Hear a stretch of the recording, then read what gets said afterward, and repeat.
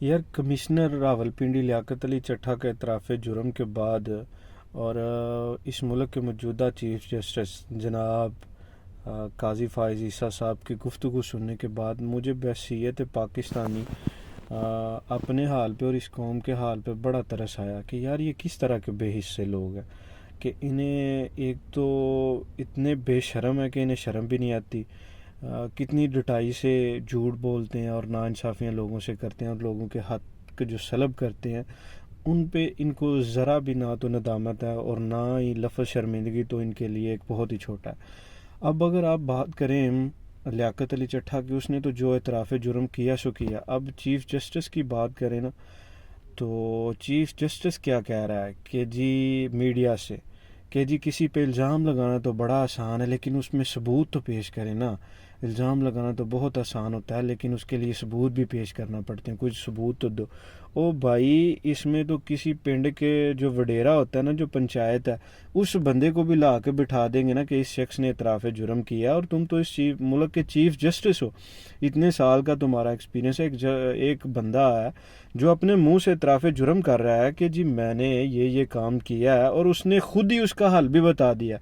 کہ جی فارم 45 کے مطابق اگر آپ ووٹوں کی گنتی دوبارہ سے کریں تو آپ کو سچ سارا سامنے آ جائے گا۔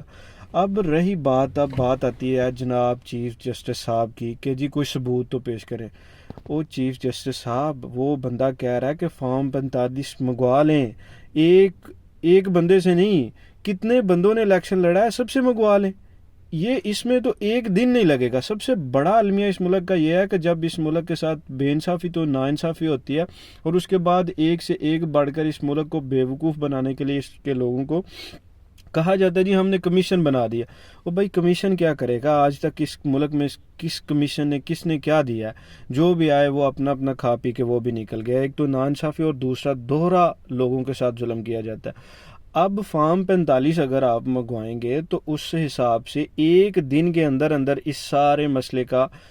حل ہو جاتا ہے۔ اب جیسے مصطفیٰ نواز کھوکھر نے کہا کہ خالی پی ٹی آئی کے بندوں نے تو کسی ایک حلقے سے الیکشن نہیں لڑا نا، ان کے مد مقابل اور بھی ہیں۔ اب مصطفیٰ نواز کھوکھر کو بھی تو بلائیں نا، وہ بھی تو کہہ رہا ہے کہ میرے پاس جو فارم 45 ہے اس کے مطابق پی ٹی آئی جیتی ہوئی ہے۔ اب آپ مصطفیٰ نواز کھوکھر اور جو لوگ ہیں ان کو بلائیں، ان کے فارم 45 لیں، اور اسی حساب سے ایک دن کیا ایک گھنٹے کے اندر ایک کانسٹیچوئنسی کا ریزلٹ فائنل ہو جائے گا اور پتہ چل جائے گا کس نے کیا دھوکہ کیا اور کیا فراڈ کیا۔ اب آپ کہہ رہے ہیں جی ثبوت دیں، اتنے بیوقوف ڈفر انسان ہے کہ جی ثبوت دیں۔ لوگ اپنے فارم 45، صدام خان ایک پورا ہفتہ بیٹھا رہا وہاں پہ اپنے ثبوت لے کے، کیا اس کو کسی نے بلایا؟ کیا چیف جسٹس صاحب نے اتنی ہمت کی کہ اس شخص کو بلائیں؟ کیا اس کے پاس وہ ثبوت نہیں ہے؟ کیا ریحانہ ڈار جو اتنا قرآن پہ ہاتھ رکھ کے اور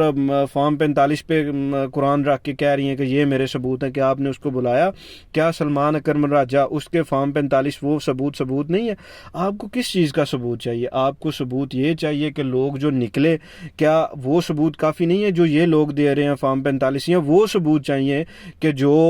وزیر آباد میں لوگوں نے گولیاں کھائیں اور لوگوں نے اپنے حق کے لیے گولیاں کھائیں، کیا وہ ثبوت کافی نہیں ہے آپ کے لیے؟ کیا شانگلہ میں ان لوگوں کو جو اپنے لواحقین اور چھوٹے بچے چھوڑ کے پیچھے اپنے حق کے لیے گولیاں کھاتے رہے، کیا وہ ثبوت کافی نہیں ہے؟ کیا اٹک میں وہ لوگ جنہوں نے ایک نہتی عورت پہ 5 پولیس والے تشدد کر رہے تھے، کیا وہ ثبوت نہیں ہے کہ حق پہ ہیں یہ لوگ، حق کے لیے لڑ رہے ہیں؟ کیا یہ لوگ بے وقوف ہیں کہ یہ نکلے ہوئے ہیں سڑکوں پہ اور یہ نعرے مار رہے ہیں کہ جی ہم نے یہ کیا، ان لوگوں نے ووٹ دیا، انہوں نے اپنے ووٹ پہ پہرا دیا،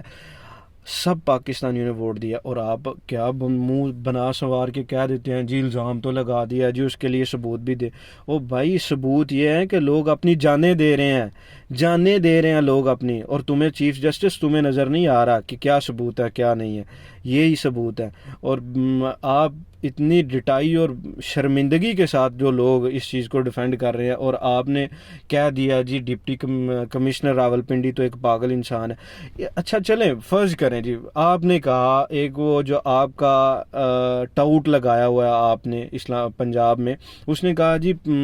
کمشنر راولپنڈی تو ایک پاگل انسان ہے، اس کا ذہنی توازن درست نہیں ہے۔ چلیں آپ کی مان لیتے ہیں جی کمشنر راولپنڈی ایک پاگل انسان ہے، اس کا ذہنی توازن درست نہیں ہے،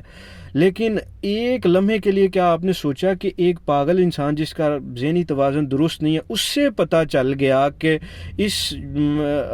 کانسٹیچوئنسی میں یہ جو سارے اس کے اختیار میں تھے اس میں دھاندلی ہوئی ہے، لوگوں کو فارم 45 کے مطابق اگر کاؤنٹنگ کریں گے تو وہ ہارے ہوئے جیت جائیں گے اور جیتے ہوئے ہار جائیں گے۔